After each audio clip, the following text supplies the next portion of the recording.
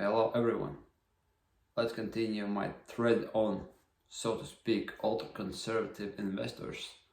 And if before we establish that first thing that ultra-conservative investors, and in fact everyone who has sensible investing or wealth building ideas into his mind should structure his assets, then now we would see what is the first rather obvious place where someone who is very conservative would hold his money. That place is no other than cash and cash equivalents. Well, it might sound extremely boring because cash is cash, right? What the hell is there to say? But still, there is a bit more to that than just plain cash. Let me explain. If you have a lot of liquid assets, you don't want to put it in the mattress, right? Because that proverbial mattress has been byword for losing your money or just uselessly spending it since I don't know when. So, question is how to keep money in cash or on cash equivalents without wasting it, spending it, or in fact losing it. Well, here I will tell you a couple of very simple tips. Firstly, of course, you will put that money into bank, but you know, banks have bank runs, and if you are seeing this video when I am recording it and publishing it, which is 20th of March 2023, you would see that there were quite a bit of significant bank runs in the United States, and dozens of other banks have facing some problems. So question remains ever important as it was. Banks could have bank failures and bank runs, and if you have stashed millions into some bank, you might fear that you will lose it all. So this is very valid point. So what's the simplest thing to do? Well, simplest thing to do is spread your money between several banks so that deposit guarantees are met in each of those banks. For instance, if you have like 100,000 euros of insured deposit from regulator, as it is in country where I live, that you simply open 5 bank accounts and stash your 500,000 worth of euros in these banks. So case solved. And of course there is question whether you put that money simply to hold at the bank or is this some kind of term deposit. Well, this also is a good question because you have to understand whether you will be touching that money anytime soon. If not, deposit might be more viable answer because it will lose money at slightly slower pace than if it simply stayed at a cash. And of course there is second option is to hold money in physical cash. Well, I'm not advising it to hold that money into cash in large amounts because it's a messy process. You have to store it someplace safe, and that real deposit, not virtual deposit, it would also cost some resources. But you could do it. You could have like 20% of your money stashed in physical cash in safe houses, which are mostly provided by either banks or either specific companies which are specializing in this area. I'm sure every country and every large city has one or two companies which gives that. Most of these safes are anonymous and it's very difficult for someone to get into them, but of course there is responsibility on you to do some tedious things like keeping the keys of that safe and something like that. But you know, it sounds 19th century, I know, but the fact of the matter is that there are some people who have a certain amount of liquid assets and they have to think how to spread those liquid assets in the best possible way. And these kind of things are usually meant for some extremely low probability contingency plan.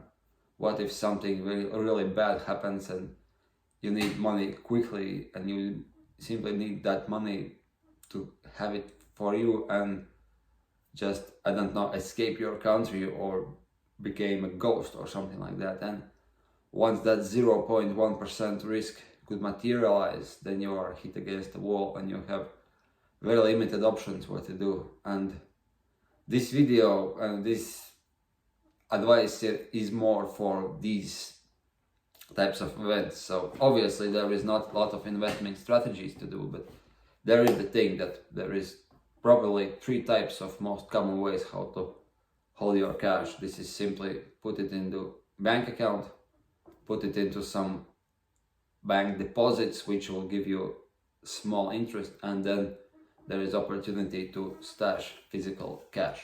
I know it rhymes, right? But yes, if you have like X amount of money, like I don't know, $500,000 in cash or liquid assets, then you could make some $400,000 into bank accounts, out of which you have like 350,000 into deposits spread by various banks, like for instance 3 banks with 3 different bank accounts where you have deposits, and then you have one bank where you have the rest of the 100,000 or 50,000 which you have to use at some point. Then you simply hold it so it's easily available, and then there is like $100,000 of money into 1 or 2 safes where it holds physically, and you have that contingency plan. If something bad happens, you could drive it into 1 hour, take that money and escape for whatever reasons you might have.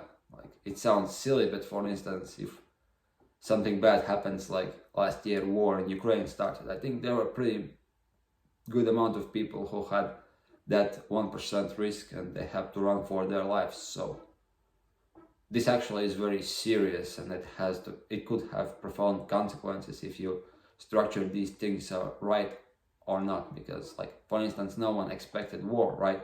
But it happened, and people who were, I would say, slightly better prepared for that, if you actually could prepare for that, they were much better off for those who didn't. And of course, if you have a lot of money, you could open bank accounts in one country and make physical cash deposits into your country and in other countries. Like all this trick in the book, if you live in Europe, you could have, like for instance, money in 3 different accounts in Baltic states banks, some physical cash in safes here in, for instance, Latvia, and then you could have a couple of bank accounts with money into Switzerland, and then you have physical deposits into Switzerland. Then you will know if something bad happens, there is other banks in other countries where part of your assets are safe, and provided if you structure them correctly, as I told you in previous video. So this is how it looks. It's very simple. As always with investing, it has to be simple, straightforward, but of course, most important thing here is whether you have clear understanding why the hell do you need that, and you actually could pull that off. That will be the thing that matters, not some fancy strategies here, because this is not derivatives trading. Here you don't need fancy strategies.